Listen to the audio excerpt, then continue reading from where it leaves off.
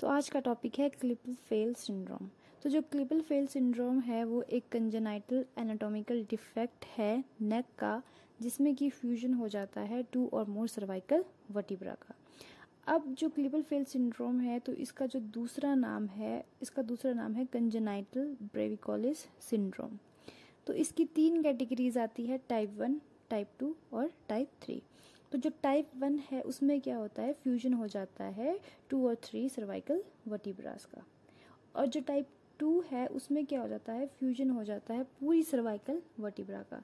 और जो टाइप 3 है उसमें क्या हो जाता है कि जो हमारे फ्यूजन तो होगा ही सर्वाइकल वर्टिब्रास का, साथ में जो है थोरेसिक और लंबर का भी जो है इन्वॉल्वमेंट इसमें हो जाता है। तो ये बहुत लास्ट स्टेज होती है सीवियर कंडीशन, जिसमें कि थोरेसिक और लंबर का भी फ्यूजन हो जाता है। आगे इसके कैरेक्टरिस्टिक्स आते हैं, जो कैसे पता लगेगा कि पेशेंट को क्लिपल फेल सिंड्रोम है। तो उसके मेन 3 कैरेक्टरिस्टिक्स आते हैं। सबसे पहला आता है शॉर्ट नेक। जो पेशेंट है उसकी नेक जो है शॉर्ट होगी।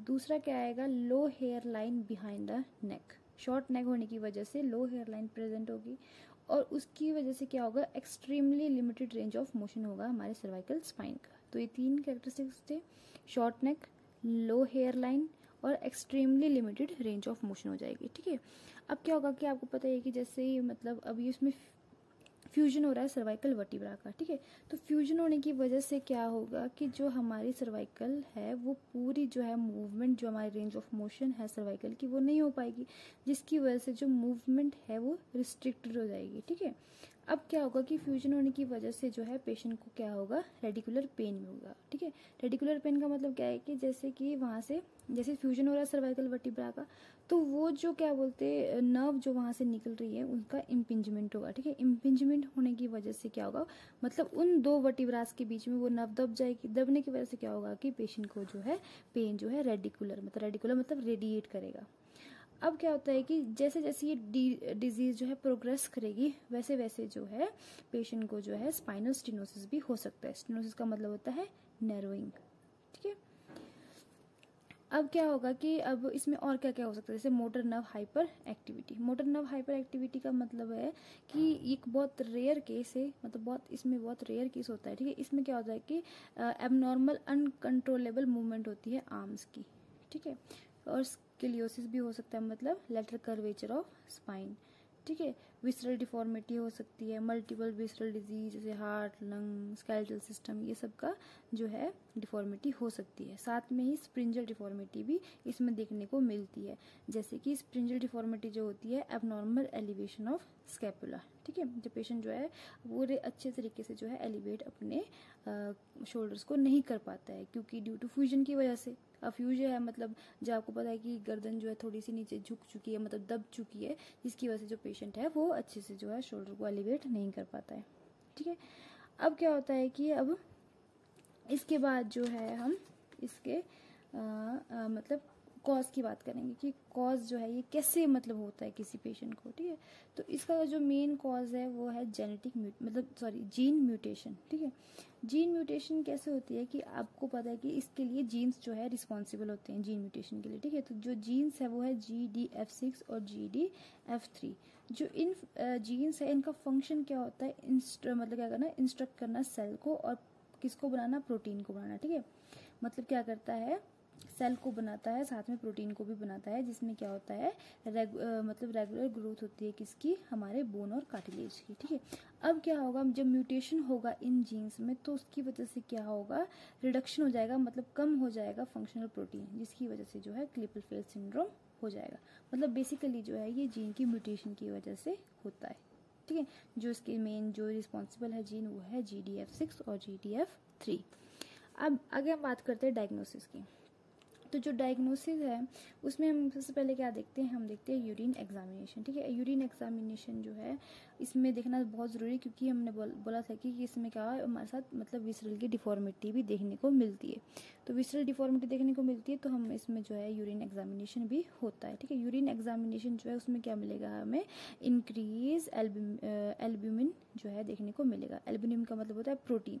जब हमारे यूरिन में एक्सेसिव प्रोटीन जो है एक्सक्रीट आउट होगा तो उसकी वजह से वो भी है एक साइन है किसका, क्लिपल फेल सिंड्रोम का, उसकी डिफॉर्मिटी की जो वजह से जो है जो हमारे एल्बिनिम है उसका जो है अमाउंट जो है इंक्रीज हो सकता है यूरिन में, यानी कि प्रोटीन का अमाउंट जो है वो इंक्रीज हो सकता है यूरिन में, ठीक है। अब ब्लड एग्जामिनेशन भी इसमें करते हैं। ब्लड एग्जामिनेशन में क्या देखने को मिलता है, इंक्रीज BUN। BUN का मतलब होता है ब्लड यूरिन नाइट्रोजन, ठीक है। ये भी हमें इसमें देखने को जो है मिलता है। अब क्या रेडियोलॉजिकल एग्जामिनेशन करते हैं, जैसे एक्सरे वगैरह, MRI, CT स्कैन, ठीक है। अब जो है एक्सरे जो आपको पता है क्यों करेंगे, किस लिए करेंगे, ताकि बोन की डिफॉर्मिटी को देख सके। जो MRI है वो जो है हम जैसे सॉफ्ट टिश्यूज़ का कोई भी इन्वॉल्वमेंट है तो उसको देखने के लिए MRI जो है करते हैं। तो जो एक्सरे है उसमें जो है हमें क्या देखने को मिलेगा, फ्यूजन देखने को मिलेगा, किसमें, सर्वाइकल वर्टिब्रास में, ठीक है। और आगे हम बात करते हैं इसकी ट्रीटमेंट की। तो जो ट्रीटमेंट है उसमें जो हमारा ये मेडिसिन ट्रीटमेंट है उसमें मेडिकेशंस वगैरह दे सकते हैं, जैसे नसेट्स दे सकते हैं, ठीक है। और ऐसे अगर इन्फ्लामेशन वगैरह है तो मतलब non steroidal anti inflammatory drugs वगैरह, ऑपोइड्स वगैरह, मसल रिलैक्सेंट जो है ये पेशेंट को देते हैं। अब आता है फिजिकल थेरेपी। फिजिकल थेरेपी में पेशेंट को टेंस देते हैं, मोबिलाइजेशन देते हैं, स्ट्रेचिंग देते हैं और स्ट्रेंथनिंग एक्सरसाइज भी करवाते हैं, ठीक है। टेंस जैसे पेन के लिए दे दिया, टिश्यू की हीलिंग के लिए हम मतलब पेशेंट को अल्ट्रासाउंड वगैरह भी दे सकते हैं, ठीक है। मोबिलाइजेशन करेंगे पेशेंट का, ठीक है। और क्या बोलते हैं, स्ट्रेचिंग करेंगे, ठीक है, मसल्स की, सर्वाइकल मसल्स की, और उसके बाद जो है स्ट्रेंथनिंग एक्सरसाइज भी करवाएंगे, ठीक है। आगे क्या आ जाता है हमारे पास, सर्जिकल मेथड, ठीक है। सर्जिकल मेथड में क्या करते हैं, सर्जिकल मेथड में जो है हम क्या करते हैं, जो हमारा to correct the cranio cervical instability, ठीक है। अगर किसी मतलब जो पेशेंट है उसको जो क्रेनियो मतलब आपका पूरा स्कल, ठीक है। अब क्रेनियो सर्वाइकल इंस्टेबिलिटी के लिए जो है सर्जिकल परफॉर्म करते हैं to remove the pressure over the spinal cord, ठीक है। तो इसमें क्या हो जाता है, टोटल जो डिस्क है उसका रिप्लेसमेंट भी करते हैं, ठीक है। और जैसे कि जो सीवियर कंडीशन आती है, स्टेनोसिस वगैरह, जब नैरोइंग हो जाती है तो उस कंडीशन में जो है टोटल डिस्क रिप्लेसमेंट भी करते हैं, ठीक है। जैसे उसकी, ठीक है। अब क्या होता है कि मतलब जब when arthroplasty doesn't provide total relief तो आर्थोडिसिस परफॉर्म करते हैं टू रिलीव द पेन, ठीक है। अब क्या हो जाता है, जो हमारा आर्थ्रोप्लास्टी वो तो पता है, जैसे प्रोथेसिस वगैरह लगाते हैं जॉइंट की मूवमेंट को अच्छा करने के लिए, मतलब, ठीक है। तो वैसे ही जो है अगर वो काम ना करे तो आर्थोडिसिस करते हैं, ठीक है। आर्थोडिसिस में क्या करते हैं, जो भी डिजीज कार्टिलेज होता है बोन्स के बीच में उसको जो है रिमूव कर देते हैं, ठीक है। समझे, कार्टिलेज को जो है रिमूव कर देते हैं, ठीक है।